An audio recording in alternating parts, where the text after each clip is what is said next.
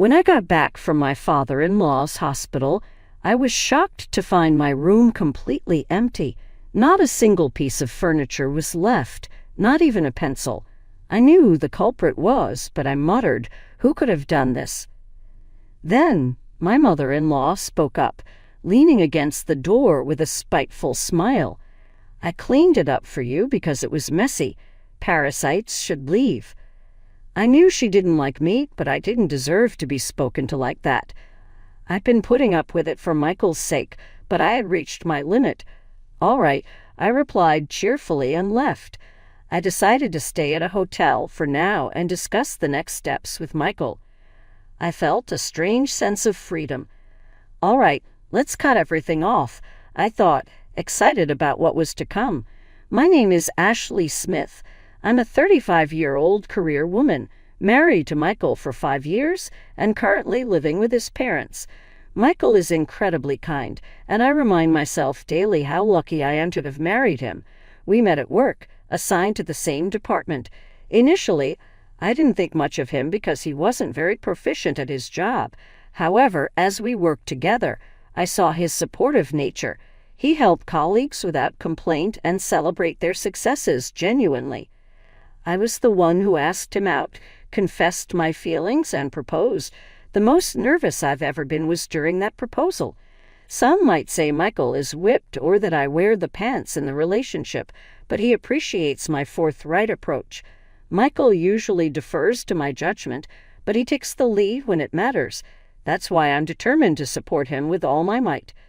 When my in-laws demanded we live with them as a condition of our marriage, I agreed without hesitation. Michael was concerned, but I thought it was a small price to pay to marry him. However, my relationship with my in-laws is strained. They dislike that I continue to work and often make snide remarks or unreasonable demands. Michael stands up for me each time, which only angers them more. Every morning I get up at 5:00 a.m. to prepare breakfast and lunch for everyone. Today's breakfast was rice, miso soup with lots of ingredients, grilled fish, a rolled omelette, and spinach with sesame dressing. I thought it was a fine meal, but my mother-in-law started nitpicking. "This salty menu is going to make us sick, you know." Originally, my in-laws insisted on having a traditional Japanese breakfast. I use low-sodium soy sauce and miso, seasoning lightly with broth. Despite explaining this many times, my mother-in-law remains unconvinced. "Oh, scary, that's how you bully the elderly, huh?" "Elderly? You're only 55, I said. "Quiet, just get on with the meal preparation," she snapped. "Michael told me she doesn't have any mom friends because she thinks they're jealous of her youth.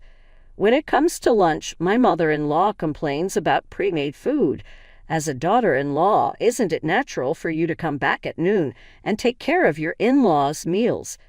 She says. I'm fed up with these daily exchanges. I respond warily. "That's because I have a job, and aren't I the one making lunch every morning?" Ever since they berated me for preparing meals in advance, calling it cutting corners, I've made everything fresh on the same day. When I served leftovers, they complained, so now I just eat them myself. My mother-in-law stormed off to the living room, calling me lazy. Finally, I felt a sense of relief. I hurried to finish preparing the meal. "Ashley's cooking is delicious today, too." "Thank you," Michael said with a smile. The negative remarks from my in-laws didn't reach me. He understands this and tries to stay with me as much as possible, but our jobs don't always end at the same time. In those moments, my in-laws pounce with their unpleasant comments. "Hey, the laundry is piling up. Do it now." "Isn't that the laundry you've been hoarding, Father?" "You're just not attentive enough." I nearly screamed in frustration, but having Michael there makes it bearable, even though the in-laws still throw their barbs, especially about children. "The lady next door just had her 3rd child. When will we ever see grandchildren here?" "That's right. When are we going to have an heir? We need a boy first, after all," they said with smirks. Michael countered with a grin. "I don't want to put more pressure on our breadwinner right now, so maybe kids are a bit further down the line." Huh, what are you talking about? You're the breadwinner. Even though Michael was telling the truth, his father didn't take it seriously, but I felt so grateful that Michael stood up for us like that. When I was your age, Michael was already in middle school. How long are you going to make us wait? As Michael says, it's going to be a while yet. If you keep talking like that, we might just have to push for a divorce. Divorce requires mutual consent. You know, my mother-in-law said, frustrated that she couldn't dominate me. Despite her relentless nagging, I've learned to handle her with a mix of astonishment and composure. Hey, Michael, we haven't received this month's living expenses from your dad yet. What? Really? I'll check on that, Michael replied. Realizing that the living expenses hadn't been deposited, I asked Michael to confirm. The shocking response came back from his father. We always live on the money Michael earns. Your wife's salary should also contribute to our living expenses. The living expenses come out of Ashley's salary. I'm saving mine. That can't be right. It's impossible for a wife to earn more than her husband. No matter how many times I tried to explain, my father-in-law always assumed that Michael earned more than me and insisted that my salary was nothing. I'm not trying to brag about my salary, but the living expenses we received from them were just a few hundred a month, not even enough to cover our grocery bills. Originally, when we moved in together, my father-in-law objected to our proposal that we pay for everything, saying that he wanted to take over the house. We decided on this as a compromise. We wouldn't be in trouble without it anyway. It's fine. I'll cover it, but that means less money for you to use, Ashley. I'll contribute from my side, Michael said, looking apologetic. I just smiled brightly and made a V sign at him. It's okay. I've been promoted and my salary will increase from the month after next. Wow, congratulations. You really deserved it. Michael clapped wholeheartedly, truly happy for me. I love this aspect of him. His praise alone helps me forget the daily annoyances. So we'll keep saving your salary as we've been doing, Michael said. Thank you, I replied, seeing Michael's relieved face, which also put me at ease. From that point forward, we took on all the living expenses ourselves. That's when I started to notice how recklessly my in-laws were spending. Although annoyed at the sight of him buying brand-name goods, the two of them began to go out together on vacations more and more often. On the surface, their days were peaceful, but that peace didn't last long. I've been told it's cancer. I'm getting admitted. One day, out of the blue, Michael's father called him with this news. Rushing to the hospital, we found him chatting and smiling with a female nurse. You're going to get scolded by your wife, you know. Ah, you're here, he said. After I offered a helping hand to the embarrassed nurse, she thanked me and left. Michael, completely exasperated, addressed his father. What do you mean by cancer? Oh, it's early-stage cancer and still small, so it can be managed with surgery or chemotherapy. That's good to hear, but no matter how badly he treated me to Michael, that man is still his biological father. Seeing Michael slightly relieved after hearing his father's words made me relax a bit as well. Then the doctor returned to the room with my mother-in-law. Oh, you guys are here. If you receive such a sudden call, you'd be worried, right? Well, it's nothing serious. She rummaged through her bag and handed over a document. It was an estimate of the hospitalization and surgery costs. Take care of this payment, will you? What? You're my daughter-in-law and you're complaining. Who do you think you've been supporting all this time?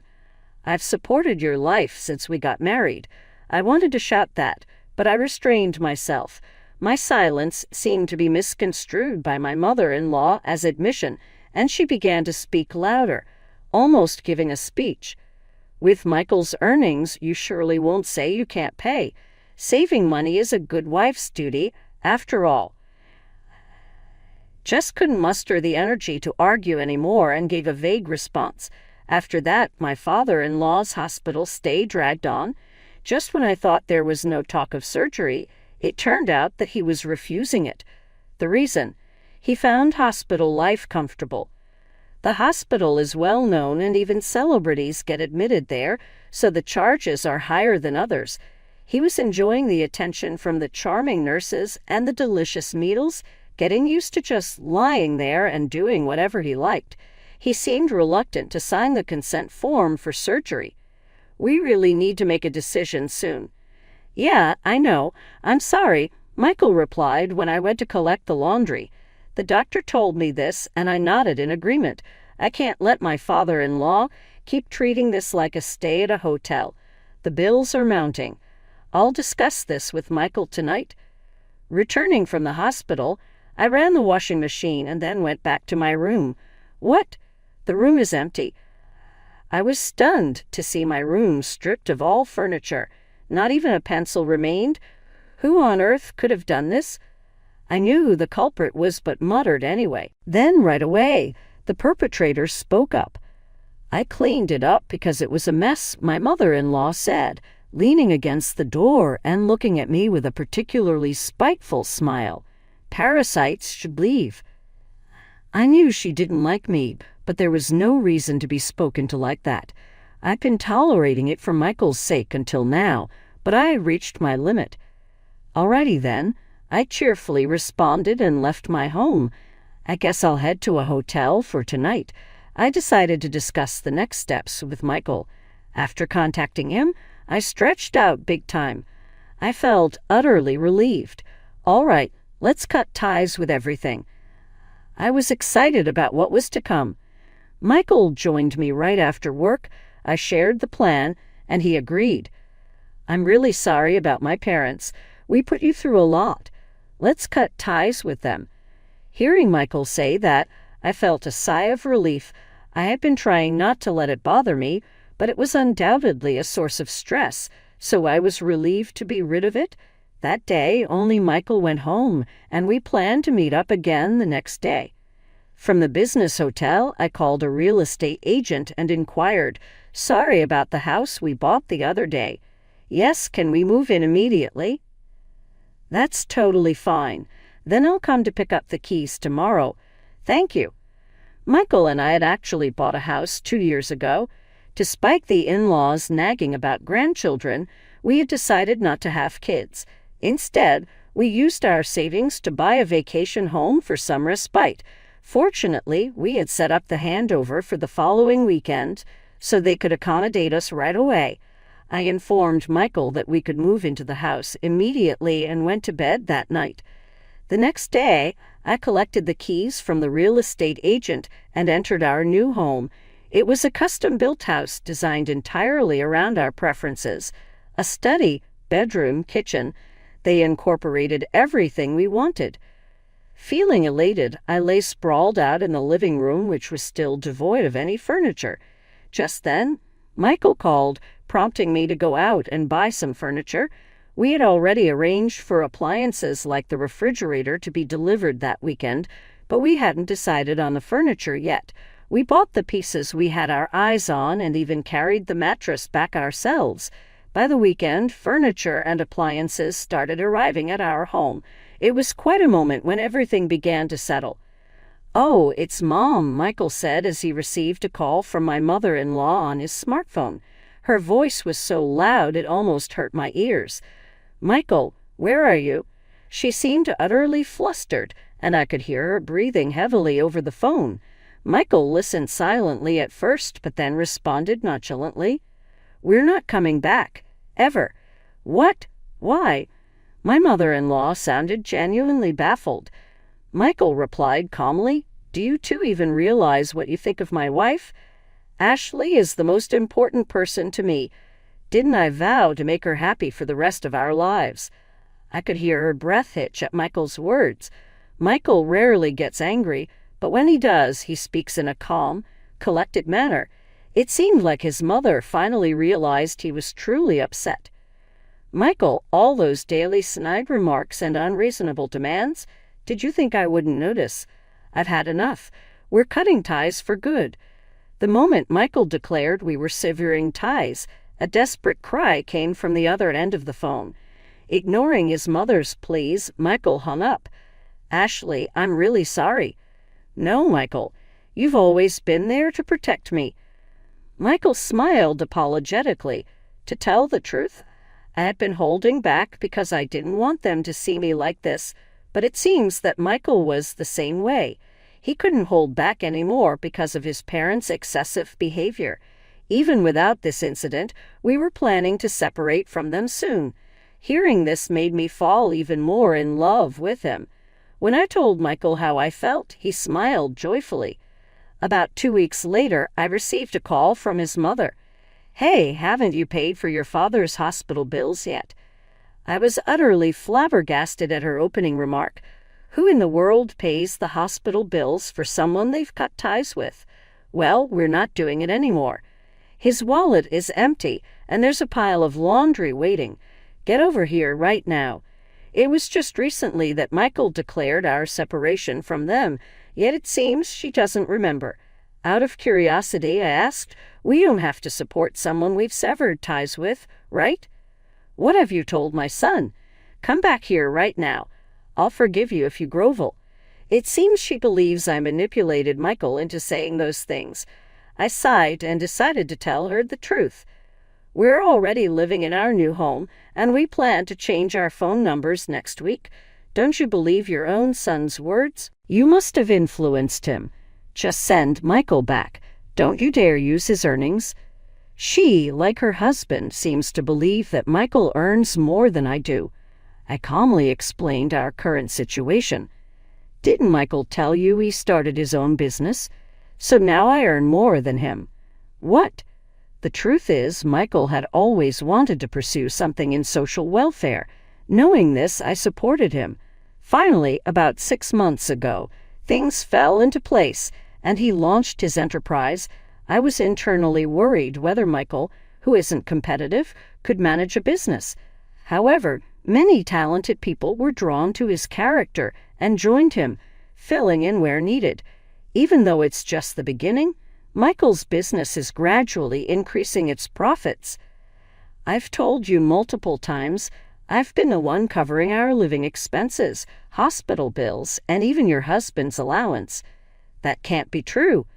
Do you want us to send you our pay stubs to prove it? After hearing all this, my mother-in-law finally seemed to believe me. Then, mumbling something under her breath, she spoke again. "Do you have anything else you need?" No." "Well, could you possibly come back?" "What?" I was taken aback by her sudden request, unable to comprehend. Suddenly, my mother-in-law started to talk volubly. "Look, this house is big and Michael just started his business. It must be hard, right? I can help out. That's right, let's live together and help each other out like we used to." Like we used to. I repeated her last words. In other words, my mother-in-law wants us to come back and work as we always did, doing housework like a servant and working like a cart horse. I'd love to see someone who would agree to that. No, thank you. We disliked our previous lifestyle, which is why Michael and I made this decision. But if we could just meet halfway. Meet halfway? You've never once tried to meet us halfway. She kept insisting things were different, but I couldn't see how. Then, perhaps out of desperation, she made an audacious request. "Well, even if you don't come back, I'll forgive you, so could you at least pay for your father's hospital bills?" "No, I don't think so." "What?" I wondered why she thought I would agree after all that. Sighed, exasperated. Cutting ties means ending all connections, so no matter what you say, we won't provide any more support. Then let me talk to Michael at least. I looked over at Michael, who had been in the same room. He was listening to everything because the phone was on speaker. Michael looked at me and shook his head. I nodded in understanding and responded to my mother-in-law. Michael has heard everything, and he doesn't want to talk. What? She kept repeating why as if she couldn't grasp the situation. I offered a brief farewell and ended the call unilaterally. When she called back soon after, I ignored it. "It's fine. Don't answer it." "Okay, got it," I replied and set my in-laws' numbers to be blocked on my phone. Michael did the same. We thought it was all over, but the persistence of our in-laws was beyond our imagination. A few weeks later, they showed up at our new home. "Hey, open up. Let's have a talk. You're being too forceful." While they said whatever they pleased, banging on the door repeatedly, I decided to respond through the intercom to avoid disturbing the neighbors. "How did you find out where we live?" "We hired a detective. Of course, you made us waste our money." I sighed at my father-in-law's angry outburst. Normally, people wouldn't seek out someone who said they wanted to cut ties and hadn't shared their new address. The fact that they went to such lengths, even hiring a detective to find us, showed they hadn't reflected at all. I kept my voice low and responded coolly, "Is that so? We were supposed to have ended this conversation. It's your fault I had to be discharged. Give me the money. Admit me again. That discharge was due to your continued refusal of surgery, wasn't it? I heard the chemotherapy was completed as well." Just a few days ago, the hospital had contacted Michael. Apparently, my father-in-law kept refusing surgery. The chemotherapy couldn't shrink the cancer any further, and he was behind on hospital payments. On top of that, he caused trouble by harassing female nurses. Seeing Michael so drained and pitiful was heart-wrenching, yet my father-in-law showed no remorse, still fuming on the other side of the intercom. "It's all your fault. If you have money, why not give it? I allowed you to work, didn't I?" "I didn't ask for your permission." "What an ungrateful daughter-in-law. I should re-educate you. Come out here." No thanks." My father-in-law turned red with rage at my response. Beside him, smirking, my mother-in-law tried to engage me. "Listen, Ashley, I think we both had some misunderstandings. Let's just forget everything and move on, shall we?" Her voice was meek, but her expression exuded an odd confidence that I would surely forgive her. I sighed before responding. "Mother, the phrase, 'let's put it behind us,' is used by those who have been wronged, not by the perpetrators. We were the bad ones. Just because I show some humility, you think you can walk all over us. Where is Michael? I'll take him back with me." I couldn't help but laugh. My mother-in-law was revealing her true colors. I knew why they had come to our house today, because a neighbor had shared the gossip with me. "You both came here to beg for money today, didn't you?" "Begging? We came here to claim the money you owe us." "Father, that's what you call begging." I burst into laughter in front of the intercom. My laughter only fueled my father-in-law's anger, but I didn't care. I continued calmly. "Father, you're being sued by a nurse, aren't you?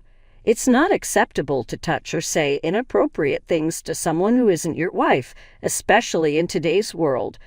"Why do you know that?" "No, that's not it. She came on to me." In fact, my father-in-law had been accused by the nurse of demanding excessive services and was being sued by the hospital. Michael and I were informed about the discharge and the lawsuit when we heard from the hospital, but it seemed my mother-in-law was unaware. "What do you mean, honey?" "Oh no, it's not what it seems. It's not an affair." While my father-in-law scrambled to explain, I added more fuel to the fire. "What was it again?" "Oh right, my wife is getting old, so I don't feel that way about her anymore, wasn't it?" My mother-in-law's face turned furious as she glared at my father-in-law. I had heard from Michael that she despised being belittled due to her age. My father-in-law turned pale and tried to placate her. "What are you guys doing?" Just then, Michael arrived home. I had contacted him as soon as his parents showed up. When Michael's parents saw him, they desperately clung to him. "Michael, come back. I can introduce you to a younger and prettier woman than that wicked one." "Honey, did you go to that place again?" Michael's mother raised her voice, sharp in response to her husband's words. "No, it's not like that. Michael, listen, your father has been cheating." "That's not cheating." Even through the intercom, it was clear that Michael was looking at his parents with a cold gaze. While they were ranting, Michael remained silent. Noticing this, his parents suddenly tried to sweet-talk him. "Just come back for now. You'll find someone better quickly. Don't worry about it." Their true intention to use him as their own personal wallet was blatantly obvious, but Michael just smiled at them. At that moment, they thought they had him softened, but they were about to be dropped into the abyss. "Can you please stop this nonsense?" "What?" "I've already said we're cutting ties. Don't say such convenient things after hurting the person I love." Just then, a police car pulled up in front of our house. Michael greeted the officer with a smile. "Excuse me, are you the one who made the report?" "Yes, I'm sorry, but these people were sitting in front of our house causing a nuisance. We received similar reports from your neighbors." "Come on, guys, you can't be causing trouble like this." The officer looked at them while they turned white with shock. Ignoring his parents, Michael greeted the officer and came inside. "Sorry for interrupting your work. There's nothing more important than your safety, Ashley." With those words from Michael, I felt incredibly proud and hugged him. A few minutes later, the officer informed us through the intercom that my in-laws had left. We thanked the officer for his help. It seems the telling off they got from the police made a difference because after that, my in-laws never came to our house again. It turns out my father-in-law could return to his previous hospital and ended up getting surgery at a public hospital. They sold their house to cover the surgery costs and now live cramped in a tiny studio apartment. The leftover money from the house sale was used to pay the surgery bills and as compensation to the nurses and the hospital for the trouble caused. They once tried to get in touch with us through a relative, but since we had already filled that relative in on the situation, they blocked them on our behalf. It seems they thought everything would be fine as long as they didn't come to our house and kept trying every which way to contact us. So I am relieved that I have not heard from them since. I was told through my lawyer that they are not allowed to approach us. By the way, Michael and I were quite involved in our community and apparently well-liked among the local housewives. My parents-in-law lived in a state of isolation from everyone around them until they sold the house, claiming that they had kicked us out. After selling the family home, my in-laws were rejected by every landlord in the neighborhood and had to leave the area they had lived in for so long. I heard from relatives that they were completely out of money and started working to make ends meet. However, my mother-in-law had never worked before, and her stubborn nature meant she couldn't hold down a job for long. This seemed to be causing a lot of strain in their marriage. As for us, we recently found out we're expecting. While we were stressed about my in-laws, the thought of having children seemed daunting, but now that we're actually expecting, we feel an overwhelming sense of love. Michael feels the same way, smiling joyfully and caressing my belly every day. Of course, we have no intention of telling the in-laws. We believe that not allowing them to see their most desired grandchild grow up is the best revenge. Michael's business is doing well, with nearly 100 employees now. Recently, we've been getting more clients and are gearing up for even busier times. I've decided to quit my job since I'm expecting a baby. This was something I've been contemplating ever since Michael started his business. I plan to help out with his work moving forward. We want to grow the company together as a couple. Lately, our shared hobby has been knitting. On our days off, we knit things for the baby together. I'm working on a yellow hat, and Michael is making a light blue one. These peaceful moments are incredibly joyful for us. I'd be thrilled if our baby turns out to be a girl. I'd be happy either way. I feel the same. Oh, but when she grows up and gets married, I'm getting teary just thinking about it. I chuckled and patted Michael's head as he got misty-eyed just imagining it. The sky is blue? How about Sky for a name? That's a coincidence. I was thinking the same. We looked at each other and laughed. I hope these happy days last forever. That's what I thought while knitting.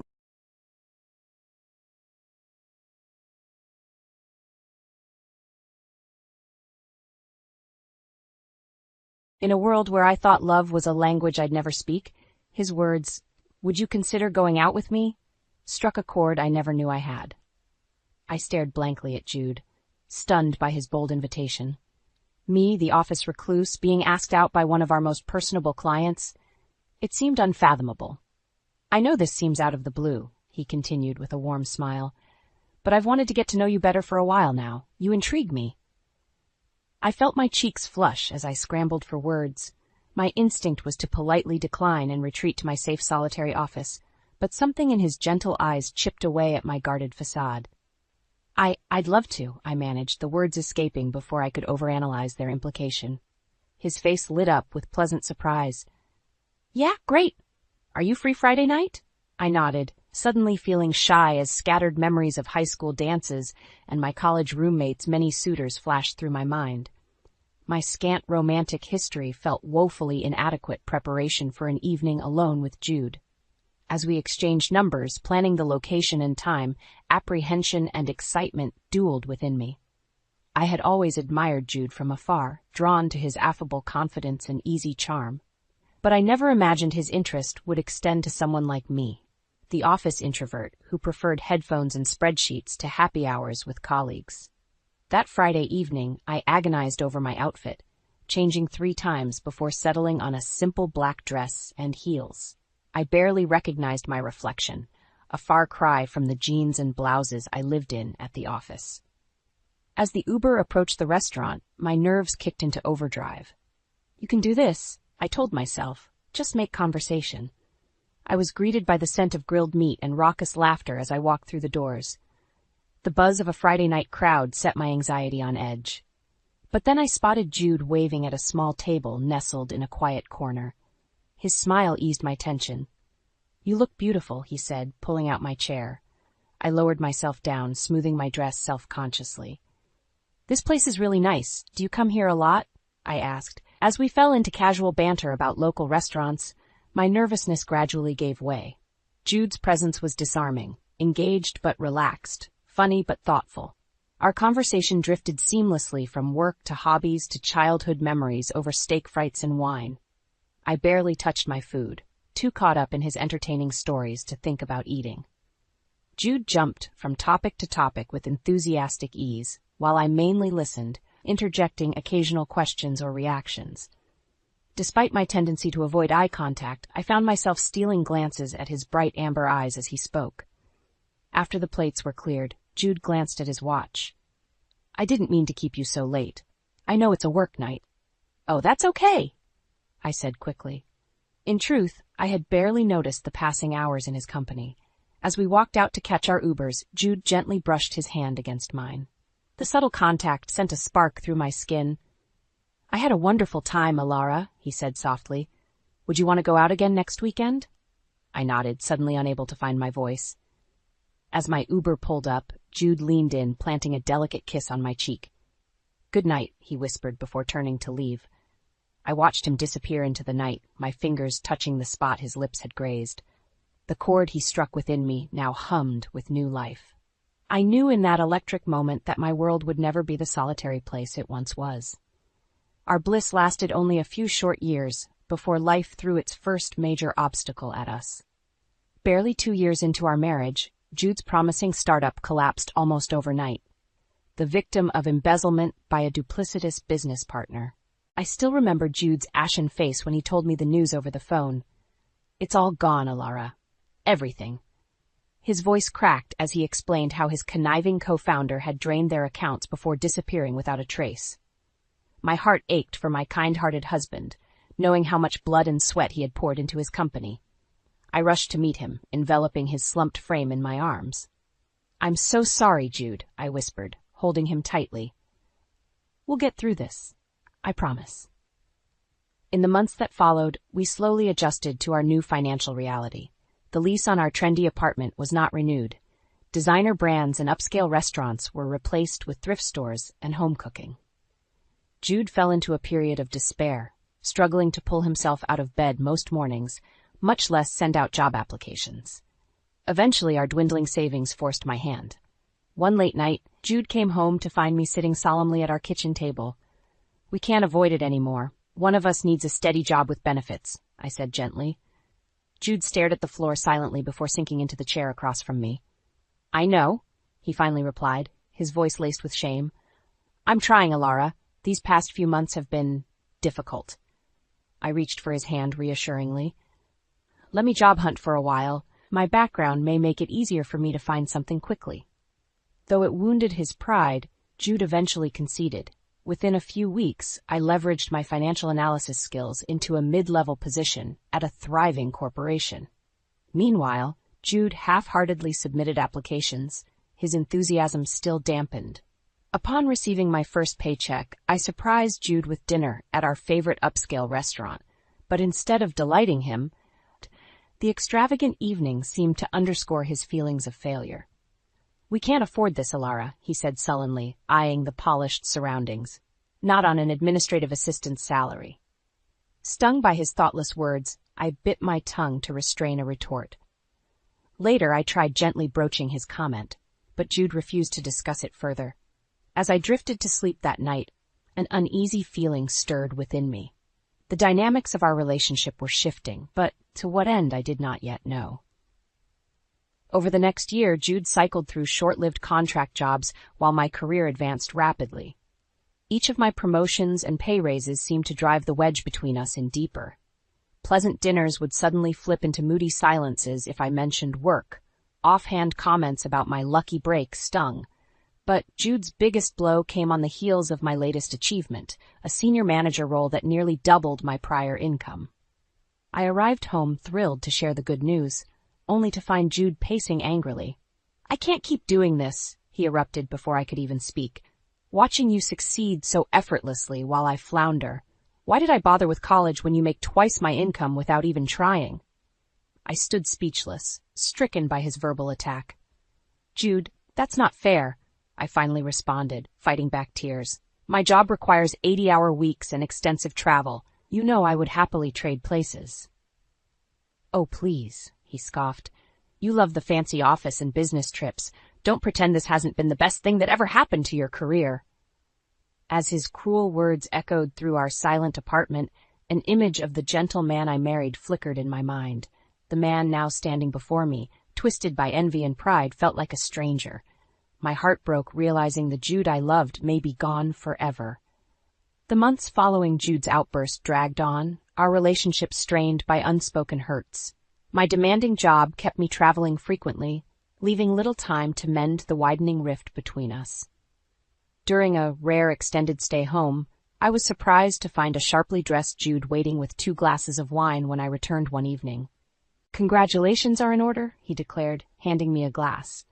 I started a new position today, at Richardson Financial. I stared blankly, struggling to process this sudden news after so many months adrift.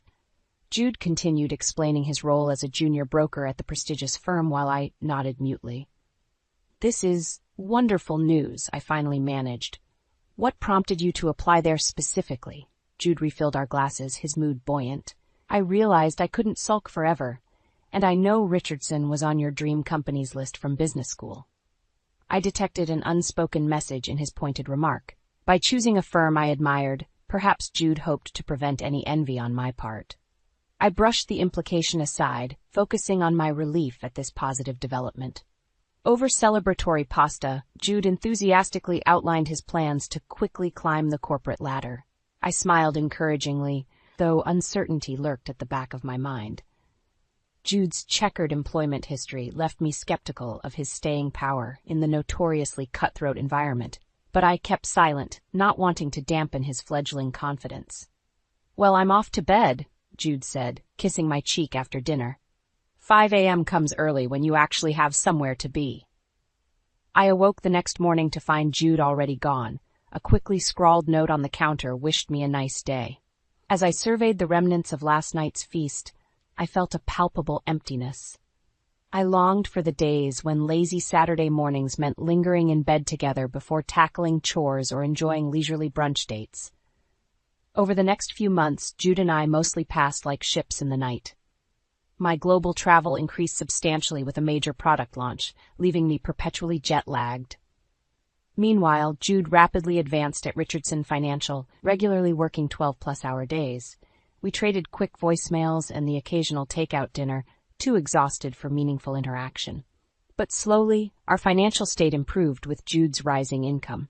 We moved into a more spacious apartment closer to Richardson's headquarters. Jude leased a shiny BMW to match his new professional persona. My pay bumps had bought us time, but now Jude's earnings afforded us true stability. I noticed small changes, too. Jude's expensive haircuts, new custom-tailored suits, and sudden golf habit with the guys from work. During my fleeting visits home, Jude entertained me with amusing corporate stories, though names and context often blurred together. "Richardson sure keeps you busy, I commented one night after Jude dismissed a call from a colleague. "Yeah, it's nonstop, but that's life in this industry," he replied. As he detailed his latest high-profile case, Jude's face glowed with vigor and pride. The shadow of resentment and defeat I had watched haunt him these past years finally lifted. My husband had returned, though in an unexpected form.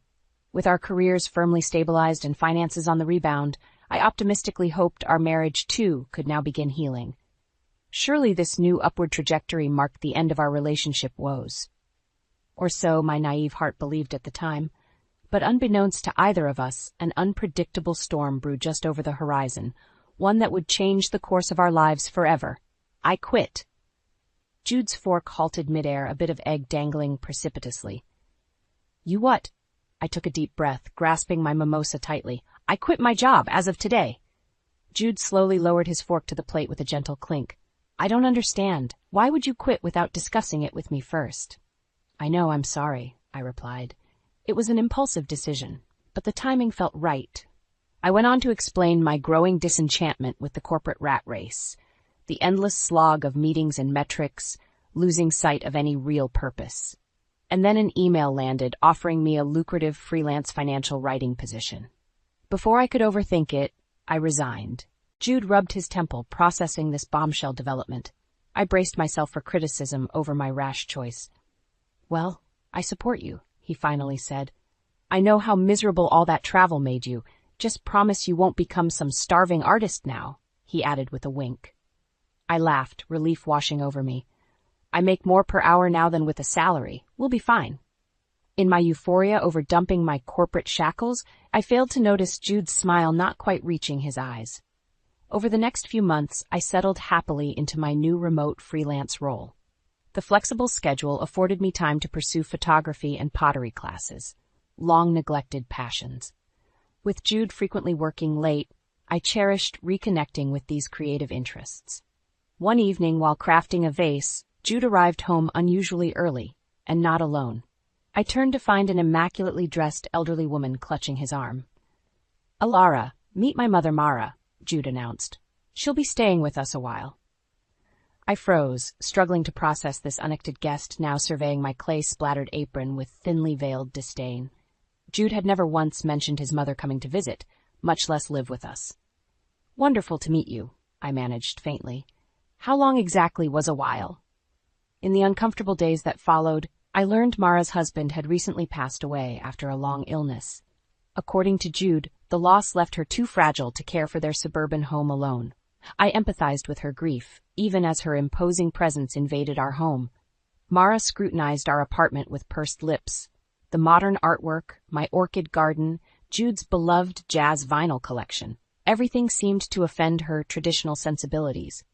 Without asking, she rearranged furniture to allow proper flow, and stocked our kitchen with bizarre health concoctions. Worst of all, Mara's constant, unsolicited advice infuriated me. She critiqued my writing career as a flighty pastime, suggested I dress more modestly, and outright condemned the premarital intimacy Jude and I shared, in our own home. I urged Jude to intervene about his mother's behavior multiple times, but he merely shrugged, responding, "It's just her way. She means well." As Mara's presence infiltrated each room like an invasive species, I sensed my sanctuary dissolving. Lying awake at night, I listened anxiously to Jude reassuring his mother through the thin walls after every minor stressor. The man I once considered my closest confidant now reserved that role for the intruder down the hall who eyed me like a troublesome child. And somehow I had allowed this.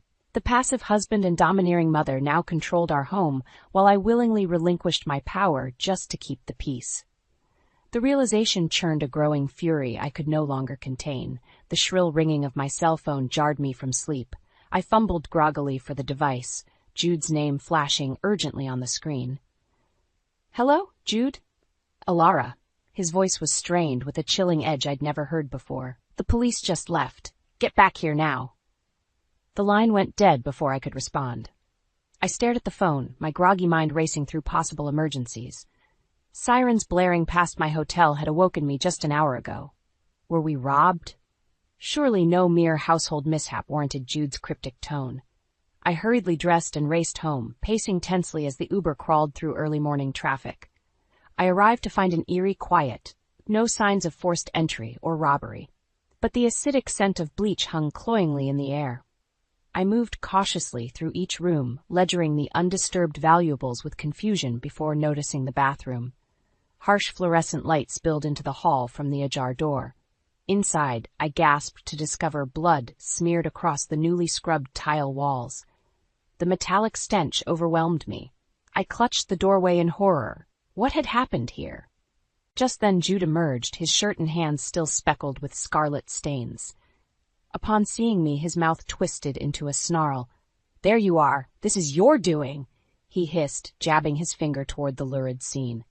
"I told the police what really happened, even covered up your rage tantrum, but if you ever lay hands on my mother again—" "What? Jude, I just got home! What on earth are you saying?" I cried. His bizarre accusation made no sense. But before I could plead further, Mara appeared behind Jude's shoulder, an exaggerated slump in her usually ramrod posture. "I tried so hard to keep the peace between you two," she whimpered pathetically. As Jude comforted his clearly unharmed mother, their distorted narrative finally registered. They had concocted this elaborate scene to frame me as unstable and violent. My hands curled involuntarily into fists as I marched toward Mara, ready to confront her deceit. Sensing imminent confrontation, Jude swiftly positioned himself between us. "Officer Costas allowed us to handle this discreetly, since Mother isn't pressing charges," he said. "But he assured me they'll be keeping close watch." I opened my mouth to refute Jude's outrageous threat, but stopped short. Their determination to paint me as an aggressor was suddenly clear. Engaging would only legitimize this infuriating fabrication.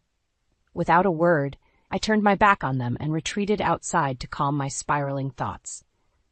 Over the next week, Jude and Mara carried on with their fraudulent charade. She wore a wrist brace for her sprain, while neighbors and Jude's colleagues received anonymous warnings about my concerning temper.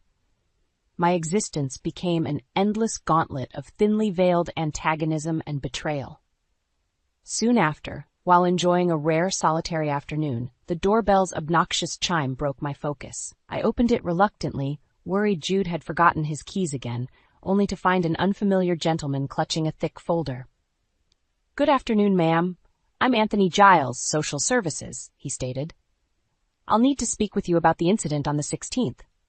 Before I could protest, he stepped inside, flicking open his folder dramatically to begin his interrogation.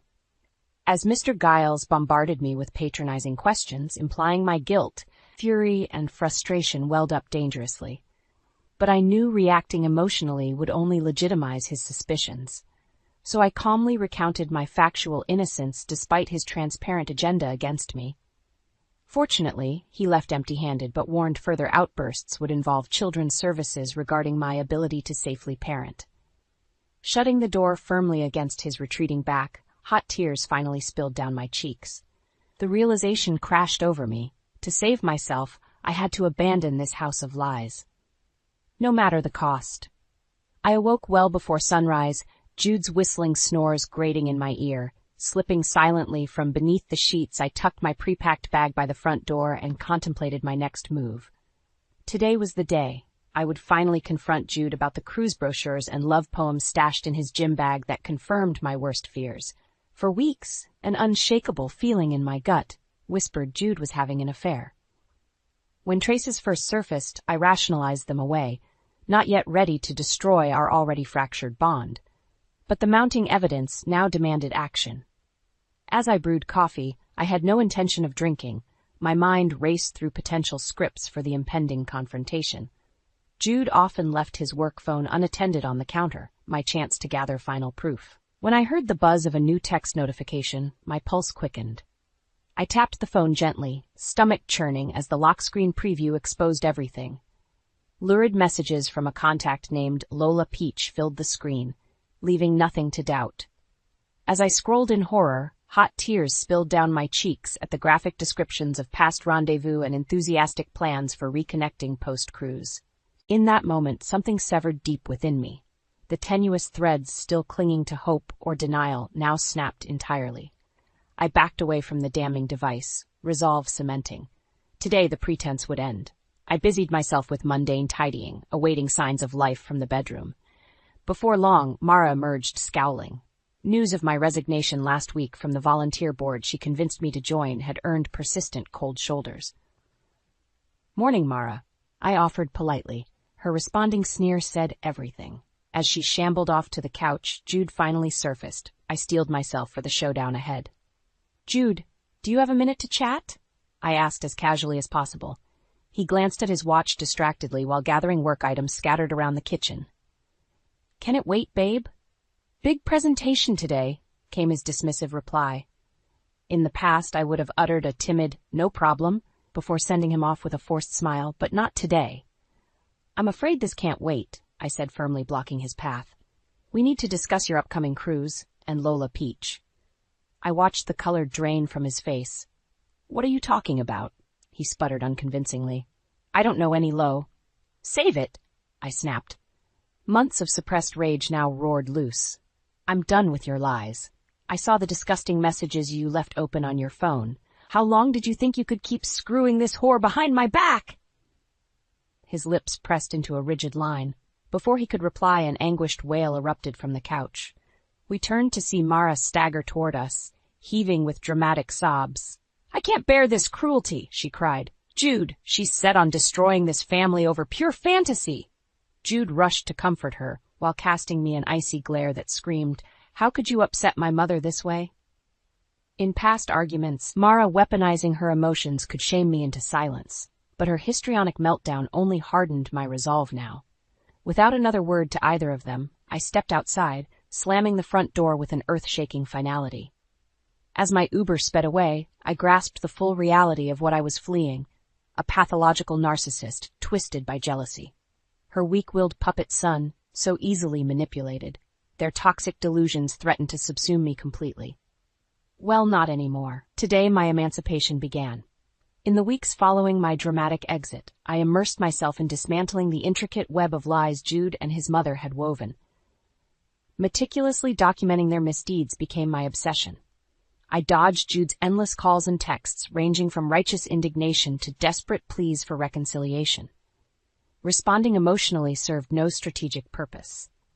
Instead, I quietly retained cutthroat attorneys and private investigators, methodically building irrefutable cases of infidelity and slander.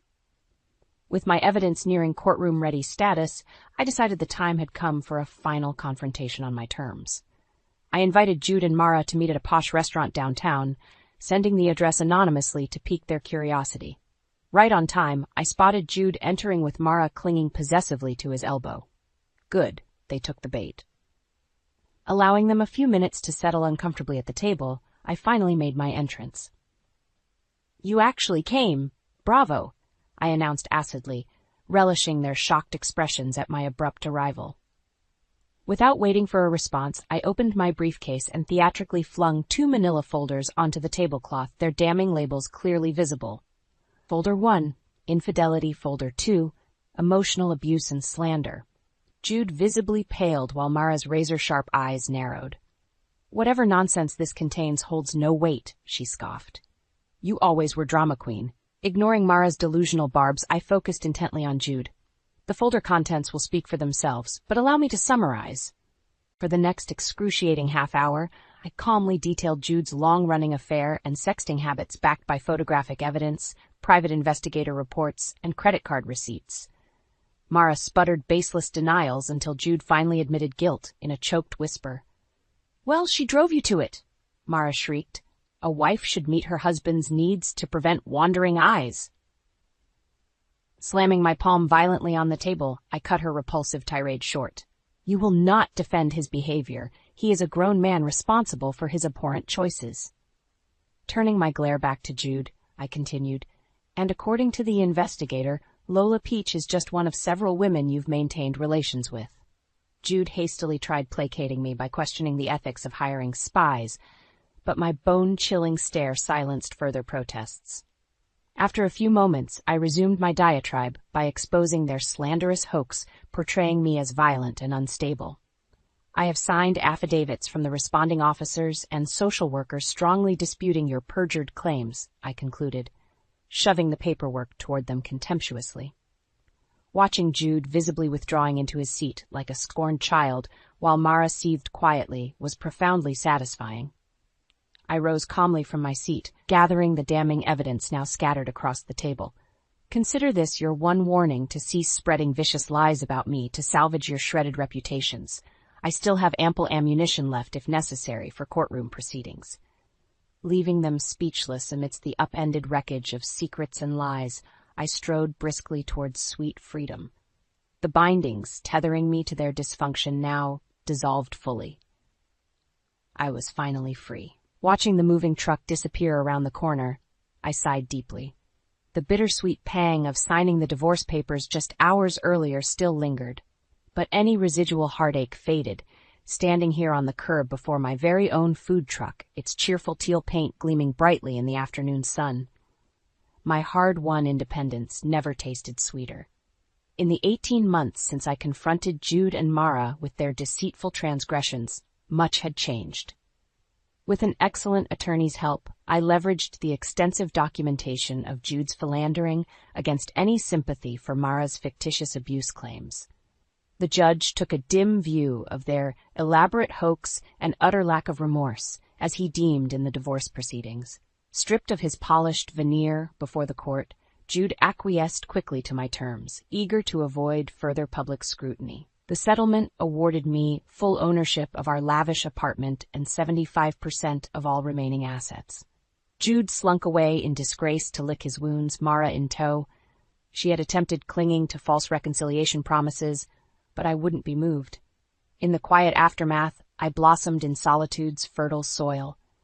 My writing career flourished now that energy formerly spent tiptoeing around volatility could be channeled into professional and personal growth. I traveled widely, cultivated new friendships, and most importantly, I cooked. Having rediscovered my passion for fusing flavors during darker days, I began hosting pop-up dining experiences from our apartment. My culinary skills, coupled with charming hospitality, quickly attracted a cult following. Soon, devoted patrons clamored for my signature roasted duck confit tacos and cardamom creme brulee well beyond makeshift dinner parties. When the owner of a failing food truck approached proposing partnership, the universe seemed to align perfectly with my entrepreneurial visions. I invested a chunk of savings into revitalizing the charming little hut on wheels into a truly eye-catching mobile kitchen. Bold teal paint and twinkling string lights attracted droves of curious admirers from the outset, but perhaps most satisfying was discovering genuine romance unexpectedly.